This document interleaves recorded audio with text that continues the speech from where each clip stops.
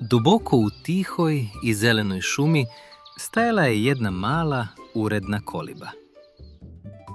U njoj je živela porodica medveda, veliki i snažni tata medved, nežna i brižna mama medvedica i njihov mali sin Medvedić.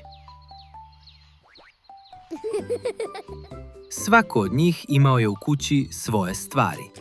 Svoj krevet za spavanje, svoju stolicu za sedenje i svoju činiju. Sve je bilo lepo složeno i na svom mestu, jer su medvedi voleli red i mir.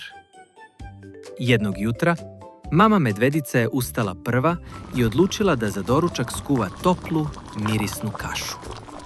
Uskoro se cela kuća ispunila prijatnim mirisom.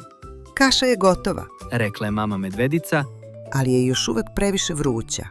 Tata medved pogleda u tanjir, a zatim reče: Najbolje bi bilo da odemo u kratku šetnju, dok se kaša malo ne ohladi.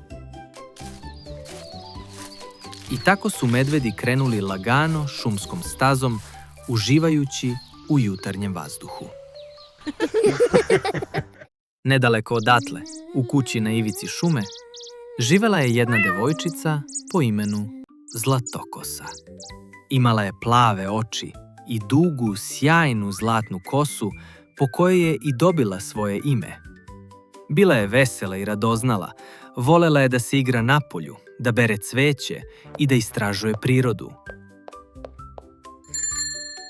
Njena mama ju je često upozoravala: Ne udaljavaj se previše od kuće i nikada ne ulazi tamo gde nisi pozvana. Tog jutra Zlatokosa je izašla iz kuće da ubere malo šumskog cveća. U početku je mislila da će se brzo vratiti, ali cveće je bilo svuda i ona je, ne primećujući, išla sve dublje u šumu. Odjednom, ispred sebe ugleda nepoznatu, lepu kolibu. Kako je zanimljiva! Reče Zlatokosa i priđe bliže. Provirila je kroz prozor i videla sto sa 3 tanjira kaše. Kako fino miriše, a ja sam baš ogladnela jer već dugo hodam. Ne razmišljajući mnogo, tiho je otvorila vrata i ušla unutra. Najpre je prišla najvećem tanjiru. Ova kaša je previše vruća. Zatim je probala kašu iz srednjeg tanjira. Ova je već hladna. Reče razočarano. Na kraju je prišla najmanjem tanjiru. Ova je baš kako treba. Zlatokosa je pojela svu kašu iz malog tanjira i zadovoljno se osmehnula. Posle toga je ušla u dnevnu sobu.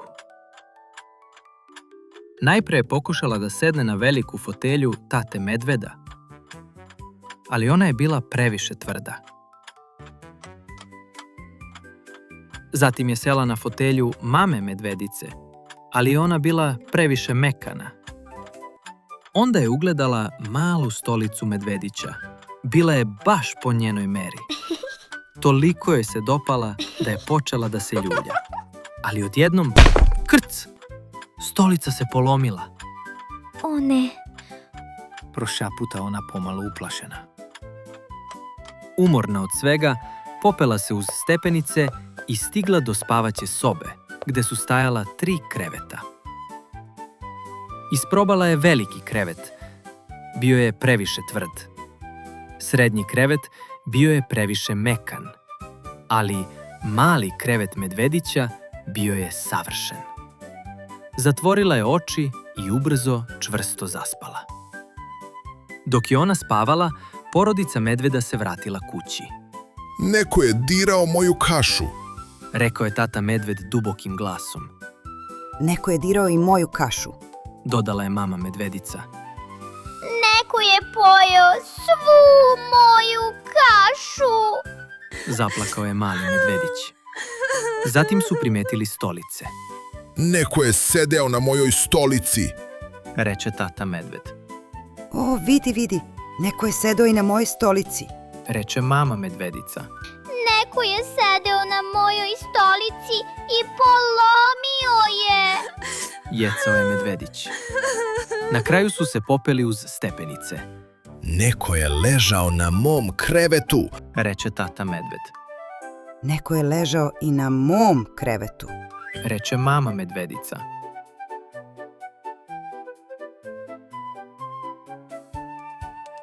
Neko još uvek spava u mom krevetu. Uzviknuje medvedić. Na te reči, Zlatokosa se probudi i ugleda 3 medveda. Uplašena, skočila je iz kreveta, potrčala niz stepenice, istrčala iz kuće i trčala sve dok nije ugledala svoju kuću na ivici šume. Od tog dana, Zlatokosa je uvek slušala savete svoje majke. Nije se udaljavala, nije ulazila u tuđe kuće i naučila je da poštuje tuđe stvari. A porodica medveda je skuvala novu kašu, popravila stolicu i odlučila da više nikada ne ostavlja kuću otključanu. I tako su svi živjeli mirno i spokojno, svako u svom domu.